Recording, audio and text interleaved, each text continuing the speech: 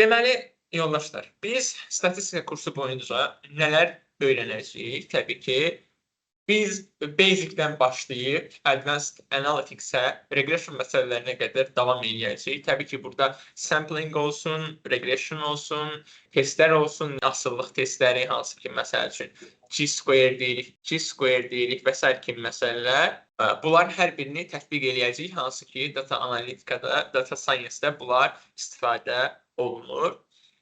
Bu dərs növbəsində öyrənəcəyik. Population və sample arasındakı fərqi, graphical statistics-i, yəni ki, qrafiki formada o statistik məlumatların necə göstərilməsini və deskriptiv statistics-i və qrafiki statistikanı və deskriptiv statistikanı biz inşallah öyrənəcəyik.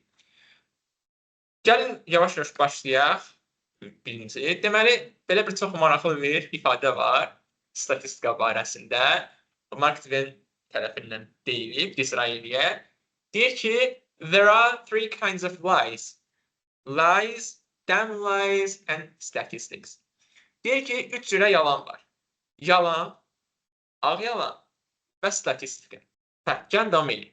Dediyimiz kimi 3 cürə yalan var. Yalanlar, lənətə gəlmiş yalanlar, yəni ağ yalanlar və statistika. Nə üçün belə bir ifadə var? Çünki yoldaşlar, statistika əslində insanlara təsir etməyin riyazi yollarından biridir. Bax, siz statistika haqqında ətrafdakı insanların, ətrafdakı digər canlı varlıqların davranışlarını öyrənib analiz edə bilərsiniz. Onlar arasındakı müəyyən bir asıllıqları görə bilərsiniz. Eyni formada bəs Mark Twain niyə belə bir şey ifadə edir? Deyirlər ki, Mississippi çayının hövzəsi hər il 10 metr nə qədərsə materikə doğru irəliləyir. Bunu Dizraeli deyir və bunun da qarşısında Mark Twain qayıdıb deyir ki, onda yəni belə çıxır ki, siz deyirsiniz ki, bir 10.000 il bundan əvvəl həmin o Mississippi çayı Antarktidaya tökülürmüş məsəl olaraq. Təbii ki, yəni bu formada baxanda bu düzgün yanaşma deyil, amma statistika müəyyən bir müddət ərzində məsələlərə bizim daha aydın, daha açıq baxmağımıza imkan verən riyazi bir yönümdür. Və adətən insanlar statistikanı çox underestimate edirlər, amma hal-hazırda işlətdiyimiz texnologiyaların çox böyük əksəriyyəti statistika üzərində qurulub və mən hətta qeyd edeyim ki, sizin üçün ChatGPT belə arxa fonda müəyyən bir statistik əməliyyatlar aparır. Yəni o hansı sözü seçim, hansı sözü deyim. Əgər o statistika olmasaydı, o zaman ChatGPT həmişə eyni sözü təkrar deyərdi. Düzdür, bəlkə də nəsə başqa bir yolunu tapardılar, amma bu metodları istifadə eləməsəydi, çox güman ki, təkrar o eyni şeyləri gedərdi. Bəs nədir bu statistika? Bir məlumatın, bir datanın toplanması və onun təqdim olunması yollarından biridir və həmin dataların təqdim olunmasının metodologiyasıdır. Eyni zamanda bizim bu məlumatlardan qərar verməyimiz, yaxud da gələcəyi təxmin etməyimiz üçün istifadə etdiyimiz bir rıçaqdır, bir alətdir. Bu hissədən davam eləyək. Siz qarşılaşacaqsınız bundan ki, statistikada population və sample anlayışı var. Nədir bu population, nədir bu sample? Population deyəndə yoldaşlar, çox güman ki, çoxunuzun ingiliscəsi kifayət qədər yaxşıdır. Population toplum deməkdir, big group deməkdir. Yəni ki, bir populyasiya, bir əhali, bir topluluq. Sample isə həmin o topluluqların içərisindən götürdüyümüz bir hissədir. Məsələn, Azərbaycan bir population'dır, amma Azərbaycan gəncləri həmin population'ın sample'ıdır, yəni alt qrupudur. Təbii ki, bu sampling üçün çox da əla bir izah olmaya bilər. Sample nümunədir, population topluluqdur. Siz o topluluğun, o big datanın içində götürdüyünüz o nümunələr, onlar sample gedir. Yaxud siz gedirsiniz, bir yumurta istehsalı fabrikidir, olmasın yumurta olsun bir konserva istehsalı fabriki. Siz gedirsiniz orada durursunuz, gedirsiniz oradan müəyyən nümunələr götürürsünüz. Məsələn, baxırsınız, bu yaxşılığına, bu yaxşılığına kimisini. Bax, bu olur sample və adətən sample'lar population'ı müəyyən bir qədər demonstrate edir, bir present edir, yəni onu ifadə edir, onu təsvir edir bizim üçün. İndi bir dənə növbəti slayda baxın. Okay.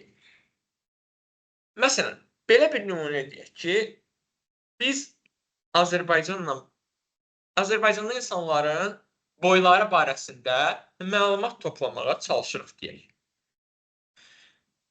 Biz onda gedib bütün population'ı, yəni Azərbaycanın 10 milyondan yuxarı əhalisini biz gedib hamını sorğuya tutmalıyıq, onların boylarını bir-bir qeyd etməliyik. Doğrudur.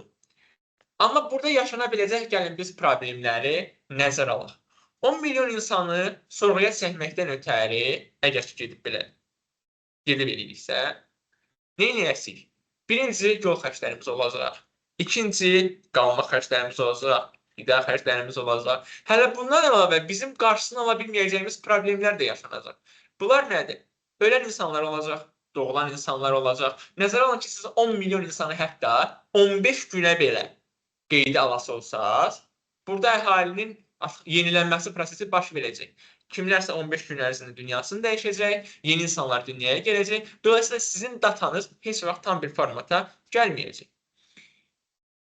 Amma biz sample'lardan istifadə edə bilərik ki, adətən əksər hallarda bizim data science-də istifadə etdiyimiz, data analitikdə, data science-də istifadə etdiyimiz datalar sample datalardır. Yəni biz heç zaman gedib götürüb Azərbaycanın bütün datasını toplaya bilmərik. Bəs nə edirik?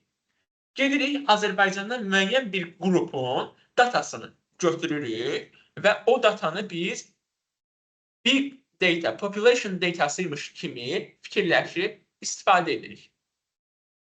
Baxın, population dedik ki, nədir? All the items or individuals about which you want to draw conclusions. Yəni, sizin qərar qəbul etmək istədiyiniz bütün əşyalar və yaxud da fərdlər bu population'dır.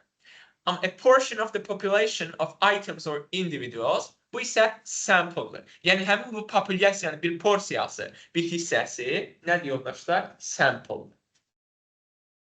Bəs sample deyəndə, necə sample etməliyəm? Bu, çox vacib bir məsələdir. Baxın, data science və data analitikada sizin tez-tez qarşılaşacağınız bir məsələ var ki, bu qərəzlilik məsələsidir. Gəlin, belə bir nümunə deyim sizə. Məsələn, ABŞ-da bilirik ki, adətən qaradərli insanlar çox da xoş qarşılanmır. Eyni zamanda ABŞ-da belə bir kredit modeli hazırlanır, scoring modeli. Hansı ki, burada data science hissəsinə gedir. İndi mən belə deyim, biraz çox low level danışıram, çünki güman edirəm ki, aramızda heç data science və data analitika ilə tanışlığı olmayan yoldaşlar da var. Ona görə ümidvaram ki, bu sizin üçün bir problem deyil. Ümumiyyətlə, kredit skor modellərinin qurulması, yəni kredit skor dedikdə nəyi nəzərdə tuturuq? Məsələn, bu insana kredit vermək olarmı, olmazmı? Çünki banklar nə iş görürlər? Bankların əsas məsələsi kredit satmaqdır. Pulu satıb pul qazanmaqdır. Doğrudurmu? Amma bu pulu kimə satmalıdır? Kimə versə, bu adam onu qaytaracaq.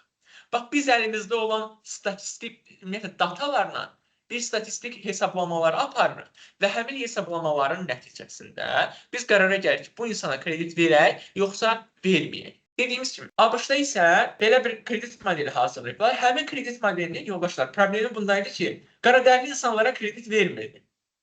Və bu bir yerdən sonra artıq həmin bankın, həmin kompaninin, həmin şirkətin müştəri itirməsinə səbəb. Bunun qarşısını almaqdan ötəri biz datanı yığarkən qərəzliliyə yol verməməliyik. Məsələn, gəlin belə bir nümunə edək. Siz protein tozu satırsınız, yaxud da satmaq qərarındasınız. Tutaq ki, nə olsun? Demək, siz hər hansı bir supplement satırsınız, bir idman qidası satmaq qərarındasınız və şirkət başladırsınız. Və gedirsiniz siz, təkcə durursunuz idman zallarının qabağında, oradan tutsan 500 nəfərdən sorğu götürürsünüz. Deyirsiniz ki, bəs biz protein satmaq istəyirik. Protein haqqında fikirləriniz nədir? Biz protein satsaq alarsınız. Onlar da hamısı bodybuilderdir zaten və onların çox böyük əksəriyyəti, 90% ki, hə alaram. Niyə almıram ki? Siz gedirsiniz, şirkəti açırsınız 500 nəfərin ifadəsi ilə, amma yerdə qalan o, məsələn, 9 milyon 999 min 500 nəfər nə edir? Qalır kənarda. Onlar protein istifadə eləmək istəmirlər. Bax, bu pis bir samplingdir. Yaxşı. Yaxud da siz gün orta saatlarda cold call-lar edirsiniz. Cold call, əgər bilmirsinizsə, deyim ki, şirkətin satış eləməkdən ötəri müştərilərə birbaşa zəng eləməsidir. Bizdən gəlib soruşsan ki, bizdə belə bir məhsul var, almaq istəyirsinizmi və s. kimisindən onun barəsində məlumat verirsiniz və inandırmağa çalışırsınız ki, o insana bu məhsula ehtiyacı var. Və siz hər gün günorta iş günləri saat 2-də, heç olmasa saat 11-dən 12-də zəng edirsiniz evlərə və bu zaman evdə kim olur? Bax, ümumiyyətlə xanımlar sözündən inciməsin, amma hal-hazırki vəziyyətdən danışaq da. Azərbaycanda kişilər əksəriyyəti həmin vaxtda işdə olur. Uşaqlar məktəbdə olur. Aşlar ailələrdə nənə baba yoxdur. Evdə kim qalır? Evdar qadınlar. Dolayısıyla siz bu sorğunu sırf evdar qadınlar arasında keçirmiş oldunuz. Halbuki siz fikirləşirsiniz ki, siz bu sorğunu hamı arasında keçirsiniz. Amma neyləmişsiniz? Təkcə evdar qadınlar arasında keçirsiniz. Yəni, bu düzgün bir yanaşma deyil. Burada nümunədə deyir ki, ya da 1936 US presidential elections, Literary Digest collected a sample of size 10 million, which was heavily biased, got a wrong prediction. Gediblər 10 milyon nəfərdən sorğu soruşublar. Hansı ki, bu kifayət qədər qərəzli bir sorğuydu. Məsəl üçün, ABŞ-da kimlərdir? Demokratlar və respublikaçılar. Məsəl üçün, sizin gedib soruşduğunuz əksər insan respublikaçıdır. Siz 9 milyon insan olaraq seçmişsiniz respublikaçı. Ona ki, mən gedib respublikamıza öz səsimi verəcəm. Dolayısıyla nə baş verir? Siz burada bir qərəzlik yaratmış olursunuz. Amma gəlin good sampling-ə baxaq. 1980 trial of Chrysler Corporation versus United States Environmental Protection Agency. A very clean sample of 10 cars provided bulletproof evidence. Deyir ki, bu kampanya da 1980-ci ildə sadəcə 10 dənə maşından ibarət sampling ediblər və güllə keçirilməz bir sübut yaranıb. Yəni, həqiqətən də işə yarayan bir nəticə əldə ediblər. Yəni, sizin nə qədər böyük sample datası yığmağınız önəmli deyil. Əksərən önəmlidir. Hazırki vəziyyət üçün danışırıq, yəni hazırki vəziyyət önəmlidir. Amma onun qərəzsiz olması, yəni ən birinci prioritet məsələlərdən biridir. Yaxşı sampling metodologiyası nədir? Məsələn, siz Azərbaycanın yenə boy ortalamasına qayıdın. Azərbaycanın boy ortalamasını ölçmək istəyirsinizsə, tutaq ki, gedirsiniz, nə bilim, Hacıqabula və deyək ki, məsələn, sizin Hacıqabula xoşunuz gəlirdi. Niyəsə? Gedirsiniz, Hacıqabula qarşınızda bir 50-60 nəfərdən sorğu edirsiniz, qayıdıb gəlirsiniz Bakıya, deyirsiniz ki, hə, mən sorğumu keçdim, mənim sample'ım var. Gəlirsiniz və sizin o sorğunuz nəticəyə uyulur. Bəs yaxşı formada nə olardı? Ən azından bütün Azərbaycanın olmasa da, gedərdiniz Azərbaycanın hər bir rayonundan, hər bir yaş kateqoriyasına və hər bir cins kateqoriyasına uyğun, ən azından 5-10 nəfərdən sorğu götürərək normal bir sample datası yığa bilərdiniz. Gələk graphical statistics-a, yəni qrafiki statistikaya. Ümumiyyətlə, data anlayışından danışaq ki, biraz data nədir? Data yoldaşlar, bir varlığın, bir assetin, bir individualın dəyişənləridir, variable'larıdır. Yəni, bax, bunu deyəndə biz nəzərdə tuturuq. Məsələn, insan gəlir, o insana siz qrafdan baxırsınız, elədir. Nə deyirsiniz ona? Deyirsiniz ki, boyu hündürdür, sarışındır, gözlərinin rəngi göydür, nə bilim, 59 kilodur, məsələn. Bu insanın dəyişənlərdir. Yəni, bax, boy bir dəyişəndir, hər də fərqlidir də, eləmi? Çəki bir dəyişəndir, göz rəngi bir dəyişəndir, nə bilim, bədən tipi ektomorf, endomorf, mezomorf, bunlar dəyişəndir. Əgər proqramlaşdırma anlayışın olan insanlar varsa, yaxud daha belə Excel'də işləmiş insanlar varsa, da sütun adları ilə birbaşa dəyişənlər. Məsələn, ola bilər ki, maşınlarla bağlıdır. Maşının çəkisi, eni, uzunluğu, markası, tipi, marka deyən bildiyimiz bu Tesla, nə bilim, Nissan, Hyundai, BMW və s. və s. Type olaraq dedikdə, yəni ki, ola bilər ki, sedandır, ola bilər ki, SUV-dir və s. Rəngi ola bilər, iri ola bilər və s. nümunələr. Bəs bu dəyişənlər, bu variable'lar, bu datalar hansı tiplərə bölünür? İki cürə əsas variable'ların növü var. Bunlardan birincisi categorical'dır. Başqa sözlə isə kategorik, yəni keyfiyyət tipli datalar. Bunlar adətən rəqəmlə ifadə olunmayan, düzdür, ola bilər, amma adətən rəqəmlə ifadə olunmayan datalardır. Məsəl üçün, yes, no, odurmu, true, false. Ya da nə bilim, rənglər ola bilər. Red, blue, green. Məsələn. Numerik data isə üzərində riyazi hesablamalar apara bildiyimiz datalardır. Məsələn, insanın boyu ola bilər, nə bilim, çəkisi ola bilər və s. və s. Numerik dəyərlər də özündə iki hissəyə bölünür. Discrete, yəni kəsilən, continuous, yəni kəsilməz.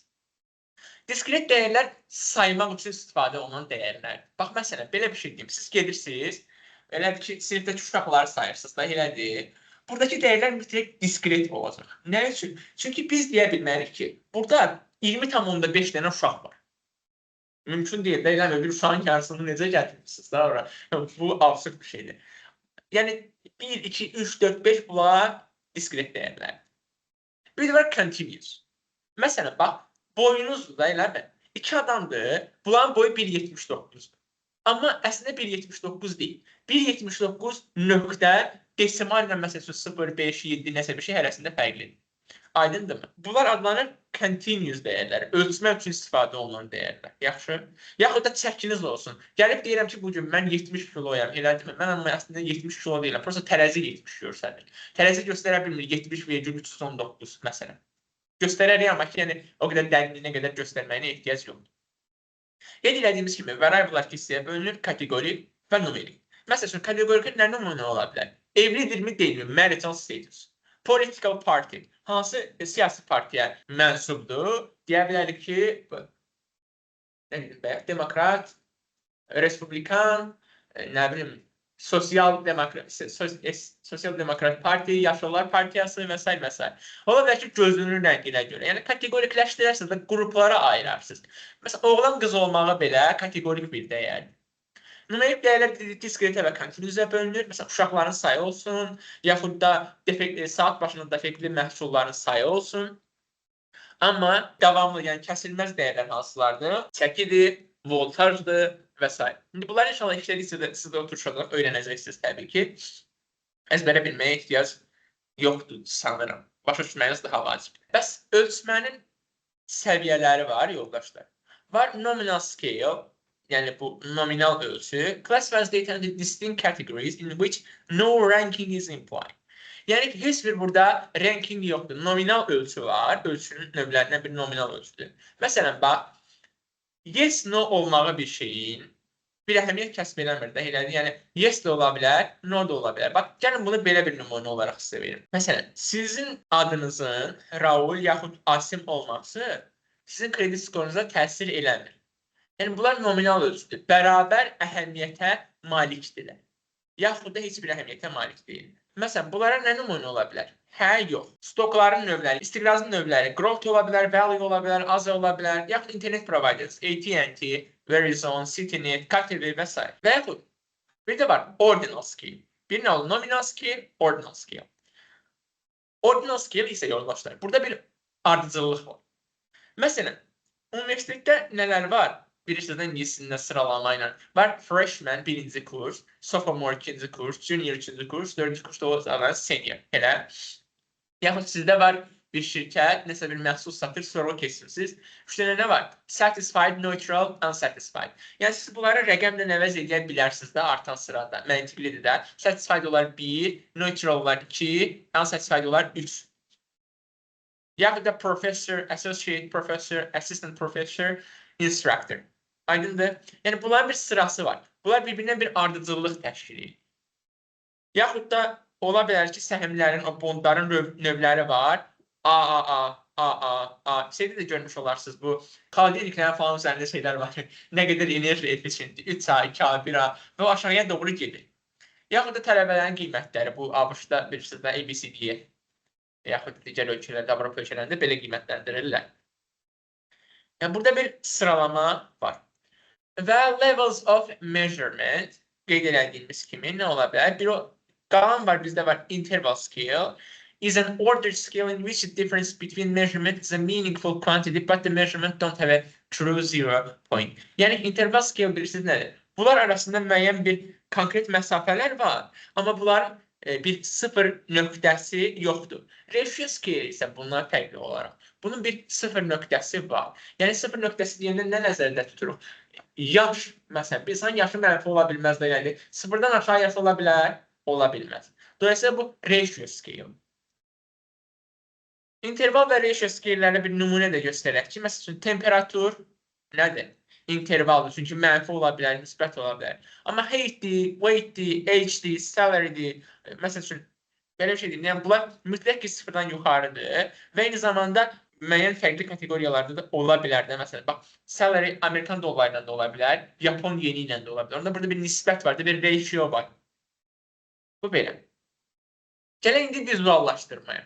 Yoldaşlar, vizuallaşdırma ümumiyyətlə, mənim tələbələrimdə aranızda qoşulanlar varsa, bilirlər ki, hər bir data ilə işləməyə başlamamışdan qabaq bizim ən birinci gördüyümüz iş data ilə tanışlıqdır. Datanı tanımalıyıq. Bilməliyik ki, əlimizdə nə var. Çünki data science-də belə bir söhbət var ki, belə bir şey var ki, trash in, trash out.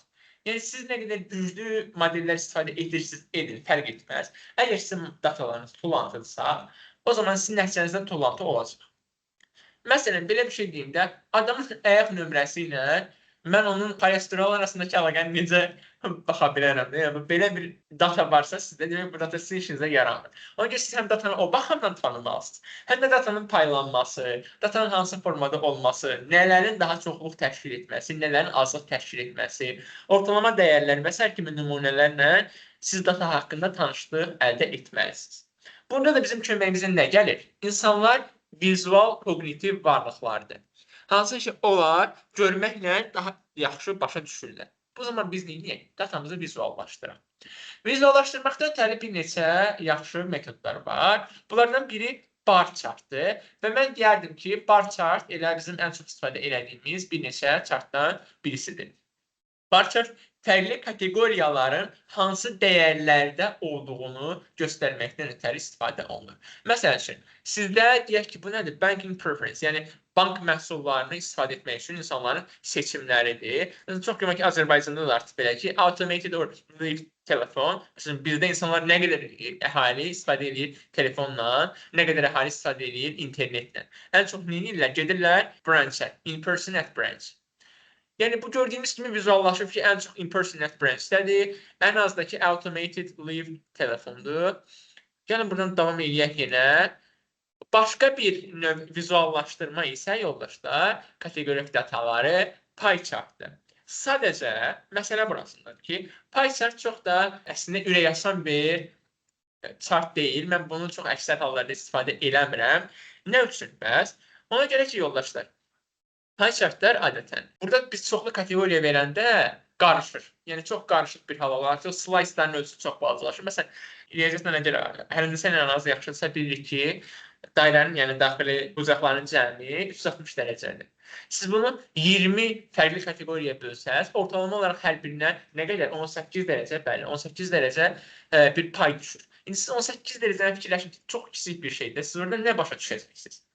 Və burada da bu sağ hissədə olan o kateqoriyalar da artır, ailəm qarışır bir-birinə. Ona görə çalışın ki, 6-7%-dən yuxarı siz pay chart istifadə etməyəsiniz. Amma yaxşı tərəfi nədir? Təbii ki, ümumiyyətlə unutmayın. Həyatda hər şeyin mənfi tərəfi olduğu kimi müsbət tərəfi də mütləq ki var. Bəs nədir bu müsbət tərəfi? Konkret baxan kimi bir baxışda mən başa düşürəm ki, burada söhbət nədən gedir? Anlaması çox rahat bir qrafikdir. Amma bizim data science-də ən çox, yəni bunun bir üstü yoxdur deyəcəyim qrafik, mənim ən sevimli qrafikim histogramlar. Histogram yoldaşlar, əgər bilmirsinizsə, göstərim ki, bax belə bir şeydir. Sağ aşağıdakı yenidən gələcəyik ona. Bu histogramlar gəlir aralıqlara görə, həmin aralıqlardan nə qədər datanın paylanmış olmasına baxmaq istəyirəm. Məsəl üçün də insanların yaşlarıdır. İnsan yaşı nə olacaq? 0-dan 100 arasında olacaq da, elədir. Mən bunu gedib əgər bar chartla eləsəm, bar chartda verməliyəm 1-dən nə qədər, 2-dən nə qədərdir, 3-dən nə qədər. Və burada 100 dənə ayrı-ayrı o 1000 yaranacaq. O sütunlar adlanır binlər. Histogram isə deyir ki, mən niyə belə eləyirəm ki? Mən gedeyim məsəl üçün 1 ilə 9 arasında baxım. Onun sayını sayın baxın. 9-dan 17 arasında baxın. 17 ilə 25 arasında baxın və belə-belə o total hamısını kateqoriyalara yığır, kateqoriyalaşdırır. Amma mən burada nə qədər kateqoriya seçəcəyimi bilmirəm də, doğrudurmu? O zaman bizim üçün Sturges formulası köməyimizə gəlir. Bu Sturges formulası nə işə yarayır? 1 üstə gələk, 3/32 vururuq loqaritma 2 əsasdan bizim dataların sayı gəlir. Yəni nə qədər bizdə məlumat var, o qədər. Nə alınır bizdə? Məsələn, burada 8 dənə kateqoriya alınır. Yəni mən 300 dənə 1 ilə 100 arasındakı datanı nə edəcəkdim? 8 kateqoriyaya böləcəkdim. Yaxşı? Gələk indi bu vizuala da dediyim kimi danışaq bu vizualdan. Bunların frequency'ləri var, yəni nə qədər görünür. Frequency, yəni frekans, tezlik, nə qədər görülməsi. Məsələn, 21 dəfə 1 ilə 9 arasında məlumata rast gəlmişəm. Bunun nisbi tezliyi nədir? 21/300. Yəni option data setçində mən bunu nə qədər görmüşəm? 0-dan %7 qədər. Onu 100-ə bıraq, 100% tapaq ki, yəni 7% mən bu məlumata rast gəlmişəm. Histogramlar bizim üçün nə üçün vacibdir? Histogramlar bizə imkan verir ki, biz başa düşək ki, datalar necə paylanır.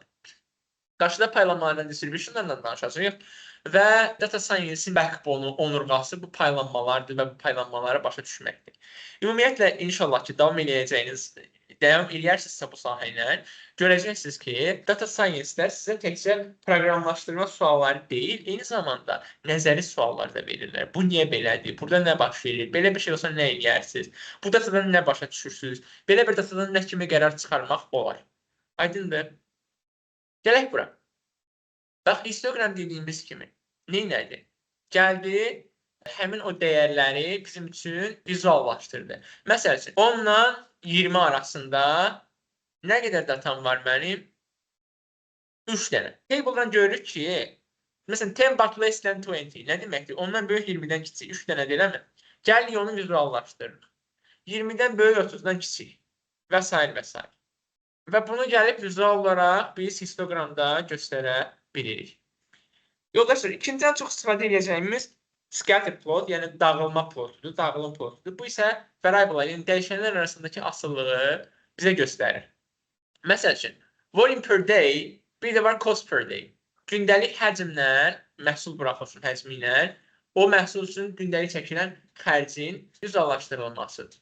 Bunların kəsikmə nöqtələri bizə həmin o pointləri, nöqtələri verir. Baxın, burada bir artan qrafik mən görməkdəyim. Burada bir tendensiya var. Bu nə deməkdir? Bu o deməkdir ki, əgər mən gündəlik həcmi artırsam istehsal üçün, bu zaman mənim istehsal xərclərim də artacaq. Aydındırmı? Əslində, normal olaraq istehsal əgər artırsa, dolayısıyla xərc də artır. Bu nə qədər konstanta yaxın olsa, nə qədər düz xətt olmağa yaxın olsa, bizim üçün o qədər yaxşıdır. Bax, görürsünüz, qrafika baxıb mən oradan assumptionlar eləyirəm. Yəni, deyə bilirəm ki, analiz edirəm ki, bax, burada bu baş verir. Məsələn, bura baxaq, burada bir şirkətdir, varsa məsələn, McDonald's-ı, McDonald's franchising eləyir. Bilirsiniz də franchising nə deməkdir? Bilməyənlər üçün qeyd edeyim ki, franchising öz hüquqlarını şirkətin adı dəyişilmədən istehsal üçün başqa bir hüquqi şəxsə icazə vermək. Məsəl üçün, McDonald's-a ABŞ-dan durub gəlmir ki, istehsal olunan məhsullar. Onda burger buza dönər, xarab olar gəlib satana kimi. Elə? Amma nə edirlər? Azərbaycandan kimsə, tam adı yadında deyil, mən o şəxsə linkçini izləyirəm, connection olaraq. Azərbaycanda bu McDonald's-ın bir rəhbəri var. Həmin o insan gedib o lisenziyanı alıb və gəlib Azərbaycanda McDonald's məhsullarını eyni anda istehsal edir. Və McDonald's şirkəti fransizasına baxır ki, görür ki, 2002-ci ildə bu ən çox satış edir. Çünki ən pik nöqtə hardadır? 2002-də. Ondan sonra artıq düşüşə keçir. Bax, belə. Bu məsələlər var.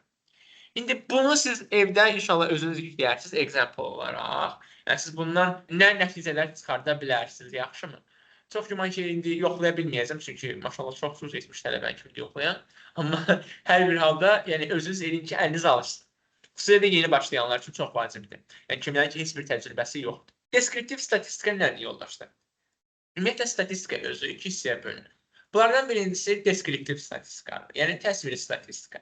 Bir digər qolu isə inferential statisticsdir. Deskriptiv statistika odur ki, keçmişdəki datalara baxır və bu barədə qərar verir, yəni fikirləşir. Deyir ki, burada nə baş verir? Baxır ki, bizdə müəyyən satışlar olur. Bax, bizim bu əvvəlki datamız kimi. Yəni, baxır ki, burada bu şeylər baş verir. Bu, bunu təsvir edir. Rəhbərə siz deyirsiniz ki, bizdə bunlar baş verir. Inferential statistics isə siz bu nəticələrdən qərar qəbul etmədə istifadə edirsiniz. Deyirsiniz, məsəl üçün, bax, bizdə bu halda, bu nədir? Cost per day. Cost per day artmaqdadır və da statistik olaraq, əgər həcmi artanda, indi bizim də rəhbər artırmaq istəyir də istehsal həcmini. Onda nə baş verir? Siz onu deyirsiniz ki, bax, məsəl üçün, sən bunu 70 eləyəndə bu qədər cost per day olacaq. Artıq bu bir hesablama gərəkdirən bir məsələdir. İnşallah bunları da qarşıdakı zamanda birlikdə Excel-dən və Python-da istifadə edəcəyik. Deskriptiv statistika yoldaşdır, müəyyən alt qruplara bölünür. Bunlardan birincisi mərkəzi tendensiyanın ölçülməsi. Mərkəzi tendensiya, indi ora gələcək. Mərkəzi tendensiya dediyimizdə əsasən mindir, mediandır, modadır və s. Yəni, datanın paylanması və onun datanın mərkəzi ətrafında necə paylanmasının ölçülməsidir. Adlanan Central Tendency Measurement. Daha sonra var bizdə variation. Variation bilməm universitetdə işimiz yəni ki, dispersiya, paylanma, yəni datanın yayılması. Məsələn, bizdə bir müəllim var idi, kifayət qədər yaxşı bir müəllimdir. O belə bir nümunə göstərmişdi bizə ki, deyir, o vaxtlarım Almaniyada 2-ci Dünya müharibəsi dövründə insanlar nə edirlər? Silahlar hazırlayırlar və bu silahların müəyyən bir dəqiqliyi olur da elə. Deyir ki, bunun gülləni atdığımız yerdən yayılması, yəni dispersiyası, məsələn 5 metrdir elə. İndi siz bu gülləni atanda istədiyiniz yerə düşə də bilər, amma düşməyə də bilər. 5 metr sağa sola da yayına bilər. Məhsul alırsınız. Məsələn, marojna alırsınız qapıda. Onun üstündə nə yazırlar? Yazırlar 200 qram plus minus 15. Yəni 200 qramdan 15 qram o bizə yayına bilər. Aydındır? Bir də shape. Datanın hansı formada yayılmağıdır.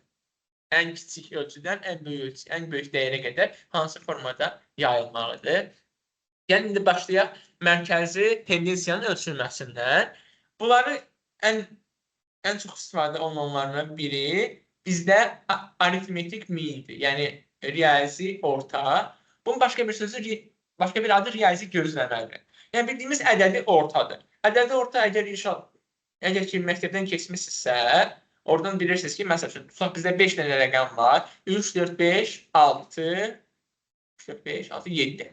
Bunların hamısını toplayırıq, sayına bölürük və cavab alırıq 5. Ümumiyyətlə, cəm işarəsi gözünüzü qorxutmasın. Cəm işarəsi o deməkdir ki, yəni sadəcə olaraq bütün hamısını gedib yoxlayacaq. Dedik ki, yoldaşlar, bizdə nə idi riyazi formula? I bərabərdir 1-dən m-ə qədər. Nə edirik? X i'ləri toplayırıq. Gəlirik, onu da bölürük m-ə. Məsəl üçün, gəlin bir dənə nümunə yazaq. Burada var bizdə 3, 4, 5, 6 və 7. Üzrü sən biraz yazmaq çox rahat deyil axı. Bizdə var 5 dənə ədəd. Nə edəcək? Bax, bunun indi mən Python proqramlaşma indeksini deyim.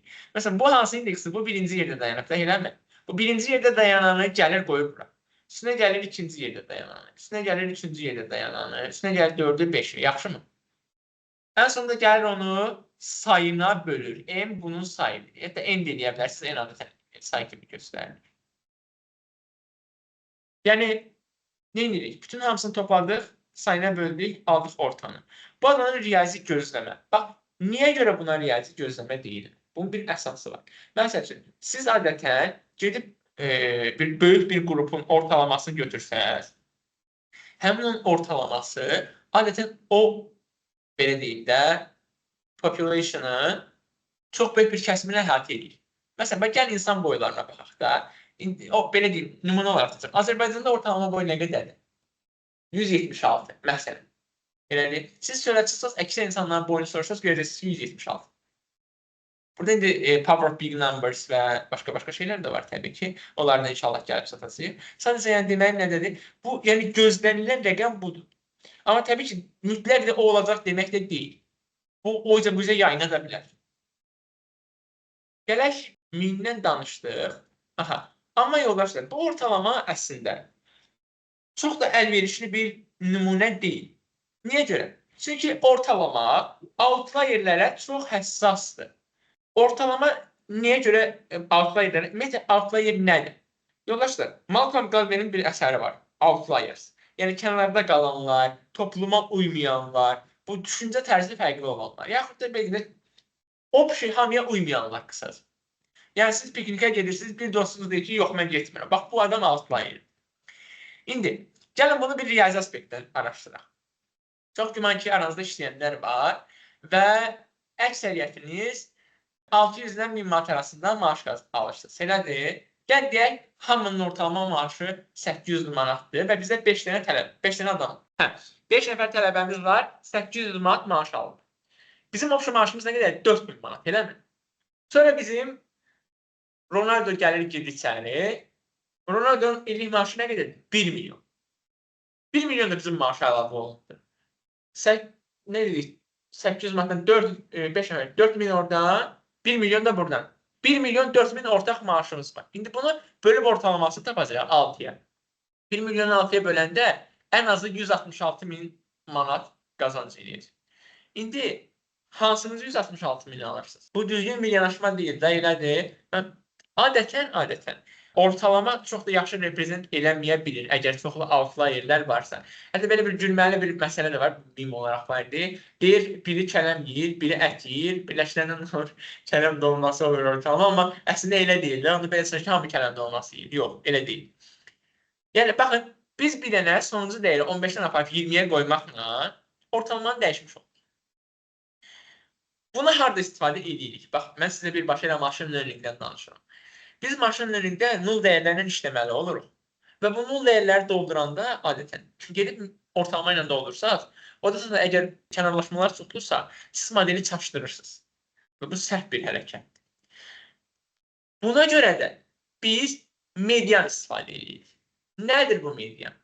Median datanı azdan çoxa düzəndə tən ortada dayanan sample-dır. Tən ortada dayanan veriləndir, datadır. Hansı ki, datanın 50% bu məlumatdan aşağıda, 50% də bu məlumatdan yuxarıda yerləşir, yəni daha çoxdur.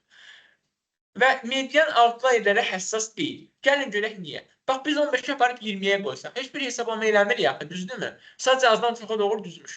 Dolayısıyla elə median 13 olaraq da qalacaq. Yəni, medianı çaşdırmaq daha çətin bir məsələdir.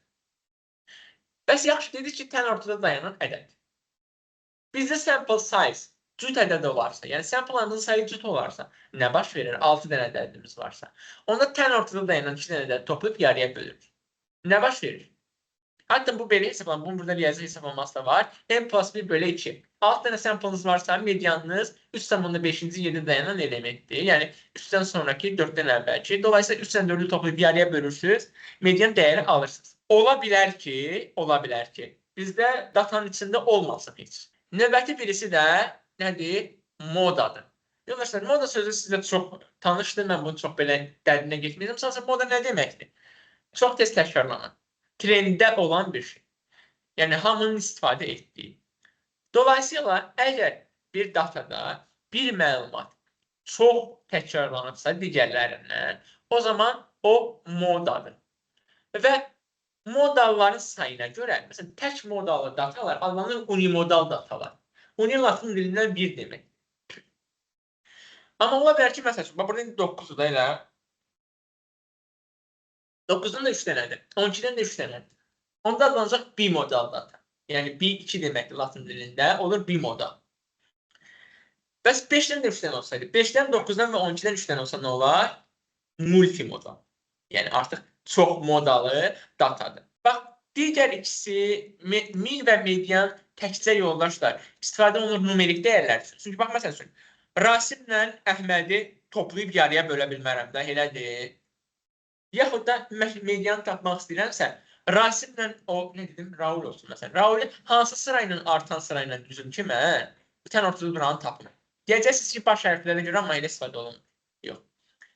Amma moda həm kategorik, həm də numerik dəyərlər üçün istifadə oluna bilir. Məsəl üçün, data yığmışsınız, adlardır, Əhməd ən çox təkrarlanan. Neyiniz? Deyib Əhmədi götürəcəksiniz. Yaxud da ola bilər ki, bizdə şey var.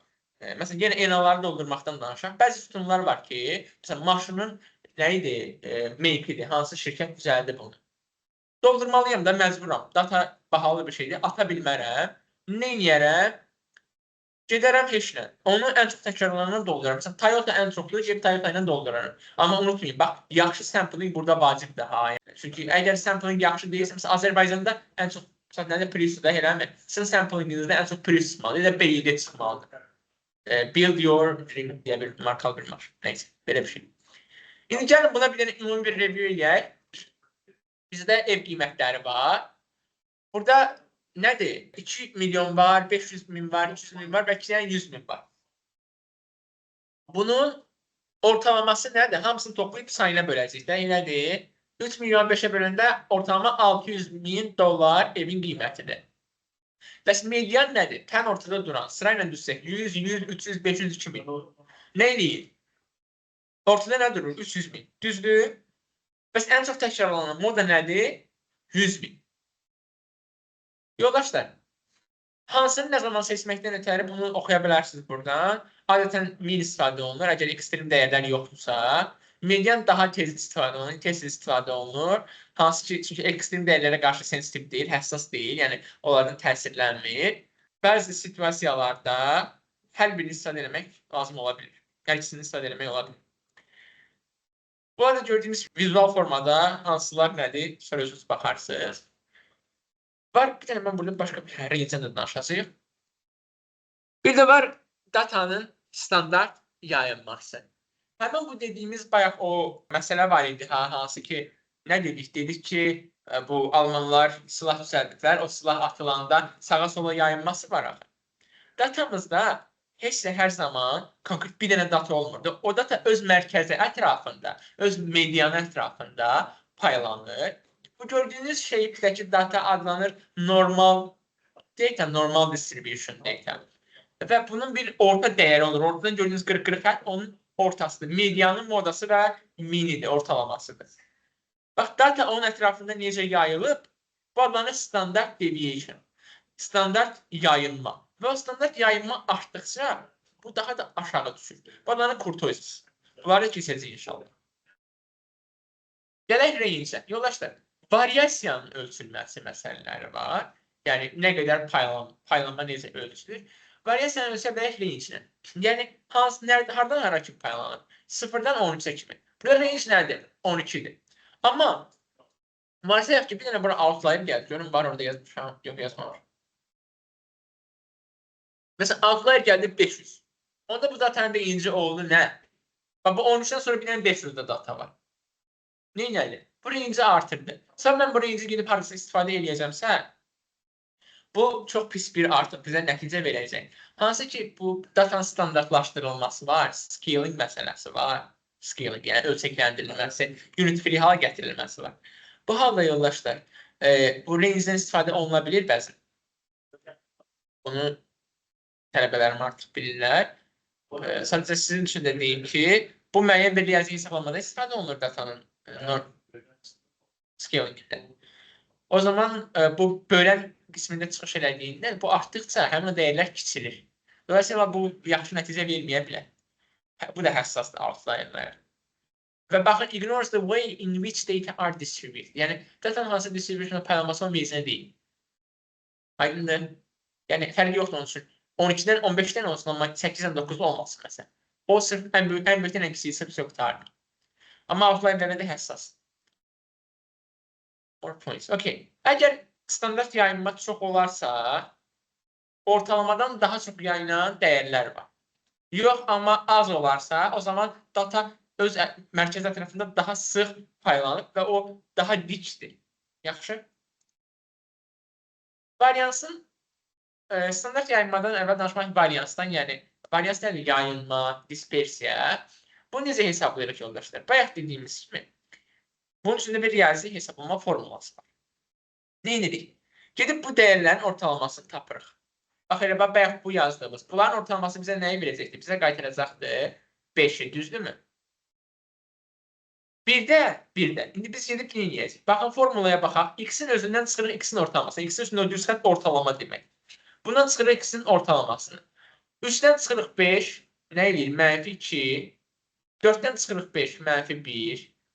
5-dən çıxırıq 5, 0. 6-dan çıxırıq 5, 1. 7-dən çıxırıq 5, 2. Eləmi? İndi gedib bunların hər birini kvadrata yüksəldəcəyik. Buna kvadrata yüksəldəndə eləyəcək 4, 1, 0, 1, 4. Aydındır. Sonra nə deyil? Bir gəl bunların hamısını topla. Hamısını toplayın nə verir mənə? 10. Və burada 5 dənə dəyər var. Əgər population-dan götürsək, onu böləcəyik 5-ə. Alacaq standart yayınmanı 2. Əstəğfurullah, variansı alacaq 2. Amma yoldaşlar, bu population deyil, sample-dır deyə. Bunu 5-ə yox, 5 çıxaq 1-ə böləcəyik. İndi bunu izah edirəm nə üçün? Yoldaşlar, bax, population daha böyük bir rəqəmdir da, elədir. Population daha böyük bir rəqəm alacağım üçün onu böyükdə bir rəqəmə böləcəm. Amma sample-ın kiçik bir hissəsidir. Ən azından onu n çıxaq 1-ə bölürəm ki, daha çox populationa oxşasın. Populationa daha yaxın olsun. Yaxşı. İndi deyə bilərsiniz, niyə 2 çıxmırıq, 3 çıxmırıq? Sadəcə bu bir standartdır da, yəni ki, n-dən 1 çıxıb ona bölürük. Dolayısıyla alacaq biz cavabı 2,5. İndi mən bunu sizə başqa bir nümunə üzərində göstərmək istəyirəm. Mən burada data science deyə bir papkam olmalı. Data science data video data X books and presentations copy bu olmalı. Bunu görək. Əla. Baxın ay yoldaşlar. Demək bizdə əlimizdə bir itlərin boyu var bizim əlimizdə müəyyən qədər. Və biz bunun standart yayılmasını tapmaq istəyirik. Biz dedik standart yayılmanı tapmaq istəyirsə nə etməliyik? Birinci variansı tapmalıyıq. Variansı necə hesablayacaq? Gələcək bu itlərin boyunun ortalamasını tapacaq. Yəni hamısını toplayacağıq, riyazi gözləməsini tapacaq. Yəni toplayıb 5-ə böləcəyik, düzdür? Alacaq bu yaşıl xətti. Bu yaşıl xətti alandan sonra itlərin boyundan həmin o dəyəri çıxacaq. Məsəl üçün bu bulldogdur da. Bulldogdan ortalama ilə fərqlənmək 206-dır. Bununla fərqlənmək 76-dır. Bundan mənfi 224-dür. İndi deyə bilərsiniz ki, gəlin biz bu dəyərləri toplayaq. Elə baxaq da, niyə kvadrata yüksəlir? Gəlin görək, mən bir dənə kalkulyator açım sizin üçün burada. 206, üstə gələk 76, çıxaq 224, üstə gələk 36, çıxaq 94. Cavab aldım 0. Bu demək ki, yoldaşlar, mənim itlərimin boyu ortalamadan yayılmır. Amma siz faktiki olaraq görürsünüz axı. Onu belə çıxış itlər hamısı eyni boyda olmalıydı, elə. Sırf o kvadratı ona görə eləyirik ki, orada bir-birini sıfırlamasın, mənfi müsbət.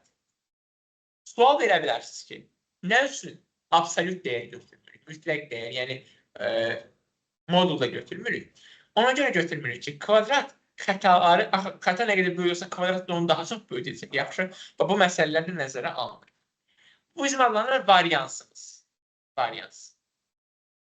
Variansı da yoldaşlar, kök altına salanda alırıq standart yayılmanı. Bax, bu itlərin boyları ilə fərqləri. Onlar kvadrata yüksəlib sayına bölmüşdür. Bu population eləmişdir.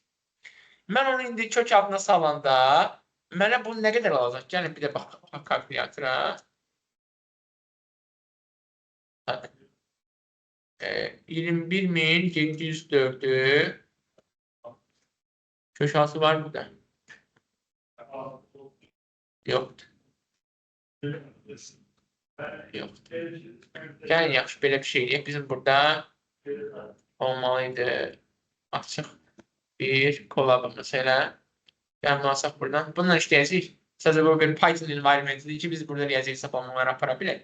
21.704 idi. Gəlin görək 21.704'ü koordinatı yüksəldək. 0,5'ə qüvvətə yüksəldək. Görək bizə nə cavab qaytaracaq burada.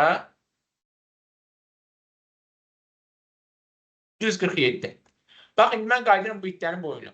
147 bunlar daha çox reprezent edir. Elədir, aşağı yuxarı plus minus 147 yaza bilərəm.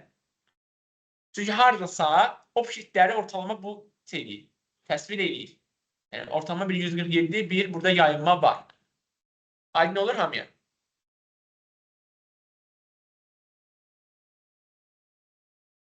Okey, bu oldu bizim standart variansımız. Onun kök altına da salanda alırıq standart yayılmanı. O adlanır yoldaşlar. Kernel Density Estimation KDA. Yəni o xətt hansı formada paylandığını göstərir. Bunlar da box plotlardır.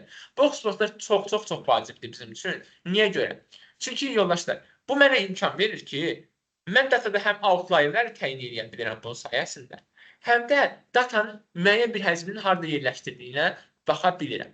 Bax, bu gördüyünüz hissələr adlanır kvartallar. Kvartal ümumiyyətlə Yunan ya Latin dilində tam xatırlamam, kvarta 4 deməkdir.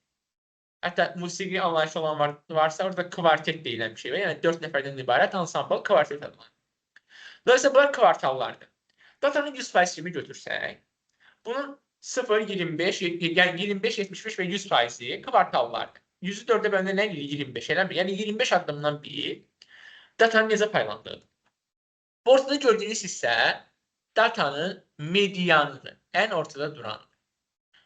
Bu adlanır 25%lik kvartal, 50%lik kvartal, 75%lik kvartal, 100%lik kvartal, bu isə 0%lik kvartal. Mən indi bunu hesablamaqdan ötəri nə edəcəm? Bax, gəlirəm. Birinci 25%lik kvartal tapıram. 25%lik kvartal tapanda nə demək? Yəni datanın 25%i bundan aşağıda yerləşir.